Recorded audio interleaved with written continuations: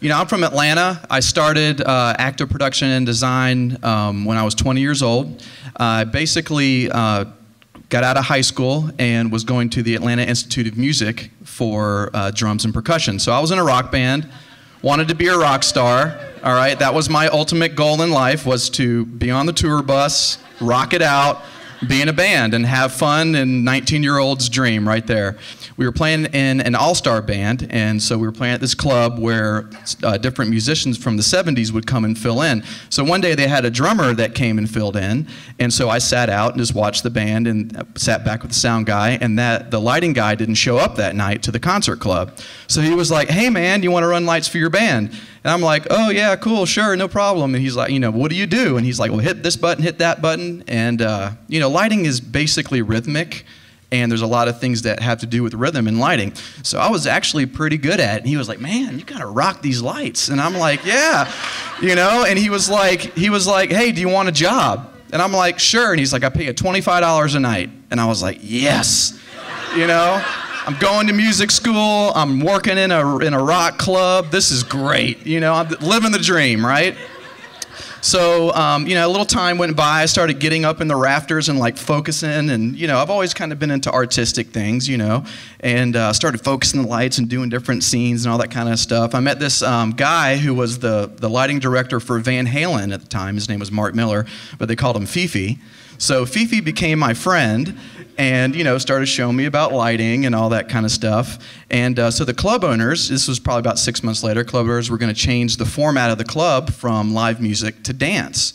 And they were looking about bidding out the dance lighting, because at that point, intelligent lighting, which are the computer-controlled lighting fixtures, had just come out, and they really wanted to have a cool techno kind of disco club. And I talked the owners into letting me throw a bid in. I had done door-to-door sales. I had a lawn mowing company when I was growing up, so I kind of always tried to look for some business opportunities where I could. You know, the door-to-door sales thing, I actually was running like 9 crews after about 3 weeks of busting my pack and selling door-to-door really well. So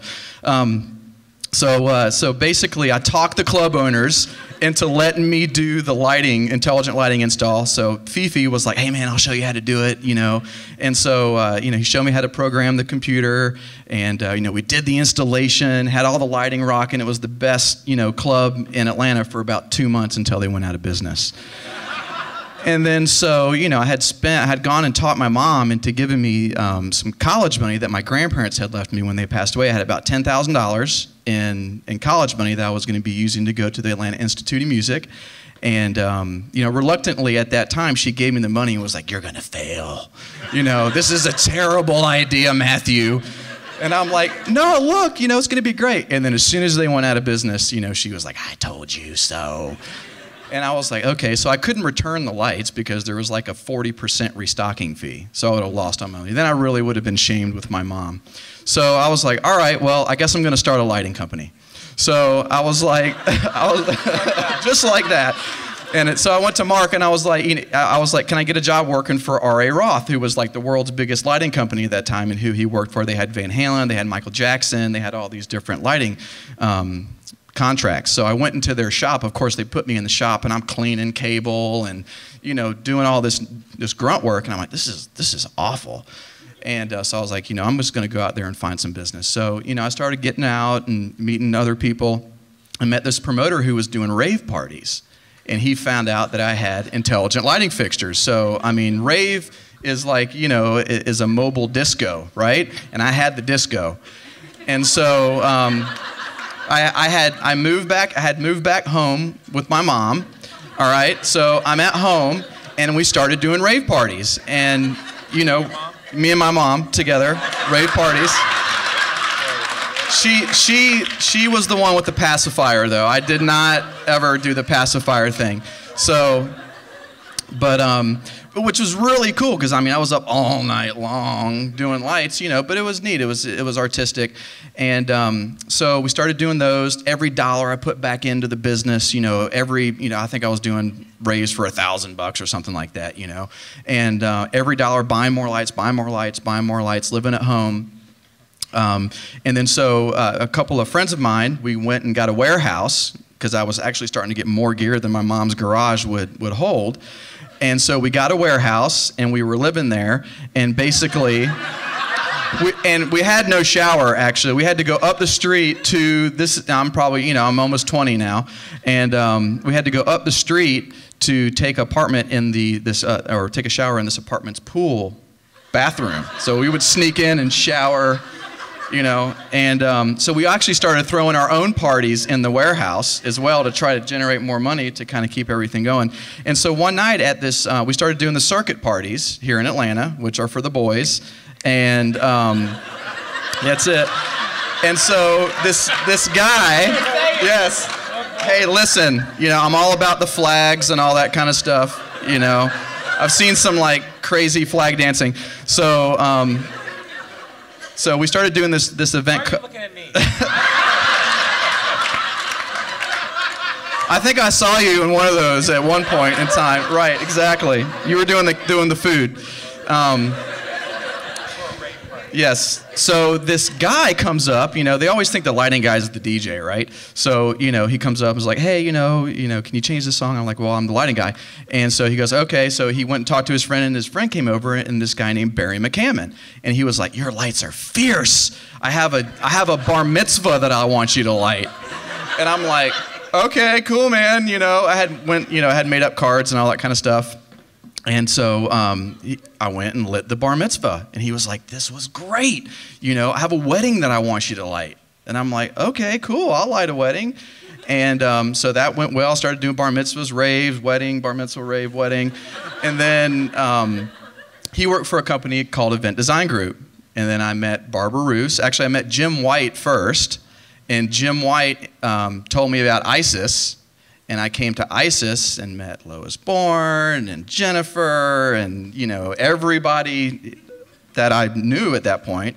And, you know, just I was the 19, 20-year-old kid in the room, you know, and everybody welcomed me with open arms. And, you know, we created this great relationship. And then so we started kind of growing and growing. And they were like, "Matt, your lights are really good. I wish you did sound." And I think this is where the wrist thing comes in that everybody else has been talking about it here. And I was like, "Oh yeah, I do sound." And no problem. So I go to Guitar Center and buy a bunch of sound and boom, boom, boom, boom, sound, here you go, it's lighting, sound, you know, and they're like, "Oh, you know, your lighting and sound's really good. I wish you did video." "Oh yeah, I do video. Yeah, no problem. I got the best video in Atlanta." And so boom, lighting, sound, video. And then, you know, we got a contract for the Olympics, I think was a good point for all of us who were around at that time, for doing Bud World. So we did Bud World audio, video, and lighting in Bud World. And then right after that, we saw that there was a market gap. There was basically lighting companies, sound companies, and video companies. There was no full production companies. And that's when we changed our name to Active Production and Design. And at that point, you know, we started being full service, really getting out there, doing more corporate work, really going out there and trying to, you know, step it up to the next level, take our risks, do these jobs, be where we should be when we said we were going to be there, have our guys and our trucks and everything show up on time, do a good job, care, be present, and really just become, this industry becomes your life. You know, this is definitely what I would call a life industry. You can't 9 to 5 this job, you know? It becomes who you are. And I think that that was an advantage that I had being a 19-year-old kid because I was nobody. I didn't know who I was. And it enabled me to become who I am today. So with that, basically anything that I could change, I would basically try to get a little bit more business knowledge. Because I would say that if anybody asked me what school that I went to, it was the school of hard knocks. I basically made every mistake, you know, business-wise, as far as finance or this or, you know, where I should put my money. Luckily, I found a good accountant at, you know, an early stage, so I didn't get into any trouble. But there may have been opportunities that I could have made had I had a business knowledge that was a little bit better. So, you know, I know now, I think, and I do surround myself, like these guys say, with good people. You know, the people really is who makes you. I didn't do this on my own. You know, I've been honored to have good guests, good friends in the industry, good clients, and good employees and good people. You know, I would say that I know there's some veterans in the crowd. I know there's some younger people in the crowd.